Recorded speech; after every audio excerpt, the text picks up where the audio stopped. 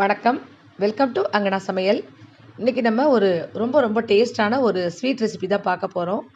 ரவா பர்ஃபி. இது ரொம்ப டேஸ்ட்டாக இருக்கும். நல்ல ஜூஸியாக, நல்ல ஒரு மாதிரி க்ரீமியாக, சாப்பிட்றதுக்கு ரொம்ப டேஸ்ட்டாக, சாஃப்டாக இருக்கும் இந்த ரவா பர்ஃபி. கடையிலலாம் இனிமேல் நம்ம வாங்க வேண்டாம். வீட்டிலேயே ரொம்ப அருமையாக இந்த மாதிரி பர்ஃபி செய்யலாம். வாங்க இப்போ எப்படி செய்யுதுன்னு பார்க்கலாம். இதுக்கு முதல்ல ஒரு பேன் எடுத்துக்கோங்க. அடுப்பத்தை வச்சுக்கோங்க. 3 டேபிள் ஸ்பூன் நெய் விட்டுக்குங்க.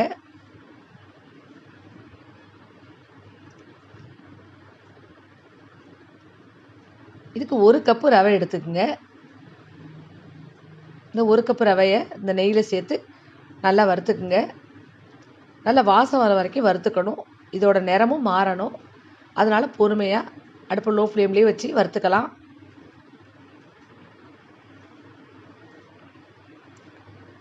இது நல்ல வாசம் வர வரைக்கும் வறுத்துக்கிட்டால் தான் இதோட ஃப்ளேவரும் டேஸ்ட்டும் ரொம்ப நல்லாயிருக்கும்.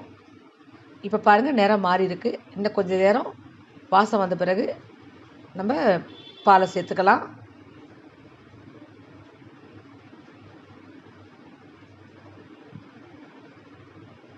இப்போ நல்லா வறுத்தாச்சு. நல்ல வாசமும் வந்துருச்சு. இந்த நேரத்தில் நம்ம பாலை சேர்த்துக்கலாம். 1 கப்பு ரவைக்கு 2 கப்பு பால் சேர்த்துக்குங்க. இது வந்து காய்ச்சி ஆற வச்ச பால் தான் இது. நல்ல திக்கான பாலாக சேர்த்துக்கிட்டிங்கன்னா உங்களுக்கு டேஸ்ட் ரொம்பவே நல்லாயிருக்கும். இப்போ 2 கப்பு பால் சேர்த்தாச்சு. இப்போ பொறுமையாக கலந்து விடுங்க. இந்த பாலில் இந்த ரவை நல்லா வேகணும். அதனால் நிதானமாக அடுப்பு லோ ஃப்ளேம்லேயே வச்சு நல்லா இந்த மாதிரி கிளறி விட்டுட்டே இருங்க.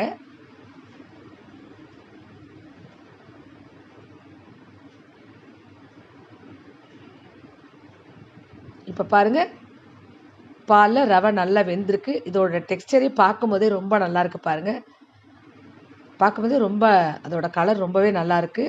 இப்போ ரவையும் நல்லா வெந்துருச்சு. இந்த நேரத்தில் நம்ம சர்க்கரையை சேர்த்துக்கலாம். 1 கப்பு ரவைக்கு 1.5 கப்பு சேர்த்துக்குங்க. இந்த 1.5 கப்பு சர்க்கரை கரெக்டாக இருக்கும் இனிப்பு. இப்போ சர்க்கரையை சேர்த்துக்கிட்டு மெல்லமாக கிளறி விடுங்க. இந்த சர்க்கரை நல்லா இளகி வரணும். அதனால் கொஞ்சம் பொறுமையாக கிளறி விடுங்க.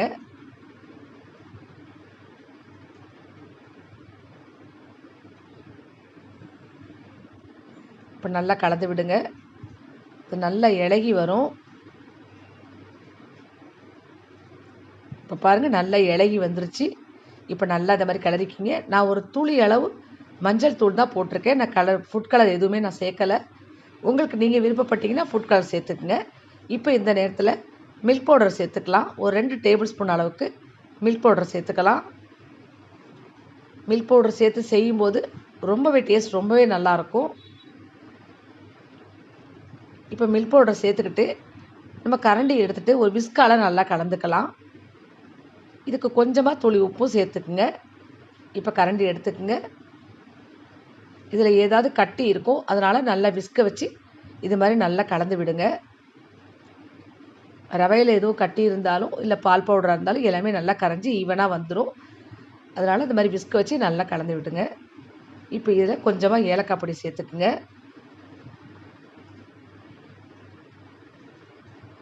இப்போ திரும்பவும் நல்லா கலந்து விடுங்க.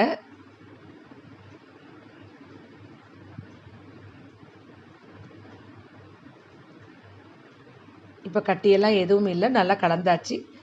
இந்த நேரத்தில் ஒரு 2 டேபிள் ஸ்பூன் அளவுக்கு நெய் சேர்த்துக்கலாம்.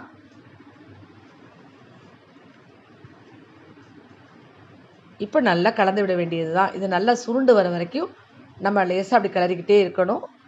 அடுப்பை வந்து நீங்கள் மீடியம் ஹை மாற்றி வச்சு கலந்து விட்டுட்டே இருங்க. இது நல்லா சுருண்டு பாத்திரத்தில் ஒட்டாத பதம் வர வரைக்கும் நல்லா கலந்துக்கிட்டே இருக்கணும். இப்போ பாருங்கள், லேசாக சுருண்டு வர ஆரம்பிக்குது. திரும்பவும் கொஞ்சம் நெய் சேர்த்துக்குங்க.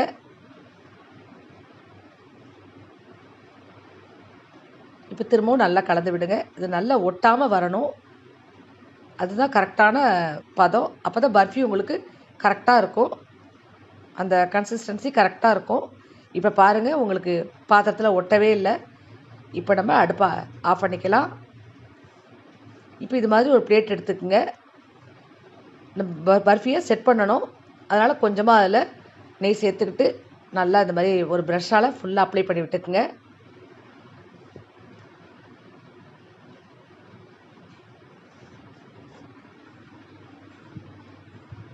இப்போ நம்ம இந்த ரவா பர்ஃபியை இந்த பிளேட்டில் கொட்டிக்கலாம். பாருங்கள் எவ்வளோ அழகாக வந்து விழுதுன்னு. உங்களுக்கு பாத்திரத்தில் ஒட்டவே இல்லை. இதுதான் சரியான கரெக்டான கன்சிஸ்டன்சி. இப்போ இது மாதிரி ஒரு ஃப்ளாட்டாக உள்ள கரண்டியை வச்சு லேசாக நெய்யை அப்ளை பண்ணிட்டு அப்படியே செட் பண்ணி விடுங்க. ஃபுல்லாக அது மாதிரி சமப்படுத்தி விடுங்க. ஈவனாக சமப்படுத்தி விட்டுக்குங்க. இப்போ பாருங்கள் நல்லா ஈவனாக சமப்படுத்தியாச்சு. இப்போ இதுக்கு மேலே நான் கொஞ்சம் பொடிச்சு வச்சுருக்க நட்ஸை சேர்த்துக்கிறேன். நீங்கள் உங்கள்கிட்ட என்ன நட்ஸ் இருக்கோ அதை சேர்த்துக்குங்க. நட்ஸோடு சேர்த்து சாப்பிடும்போது ரொம்ப டேஸ்ட்டாக இருக்கும். மேலே கொஞ்சமாக அப்படி தூவிக்கிறேன்.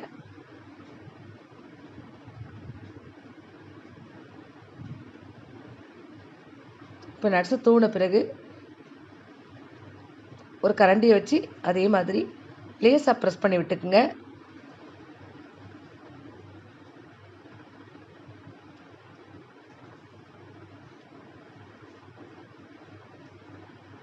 இப்போ இது ஒரு 5 நிமிஷம் அப்படியே கொஞ்சம் நேரம் ஆறுற மாதிரி விட்டுருங்க. நம்ம கட் பண்ணிக்கலாம். இப்போ சூடோடு நம்ம கட் பண்ணோம்னா லேசாக பிசு பிசுப்பாக ஒட்டும். அதனால் ஒரு 5 நிமிஷம் கழித்து நம்ம கட் பண்ணிக்கலாம். இப்போ 5 நிமிஷம் ஆயிடுச்சு. இந்த மாதிரி ஒரு கத்தியால் உங்களுக்கு வேண்டிய ஷேப்பில் கட் பண்ணிக்கிங்க. நான் டைமண்ட் ஷேப்பில் கட் பண்ணிக்கிறேன்.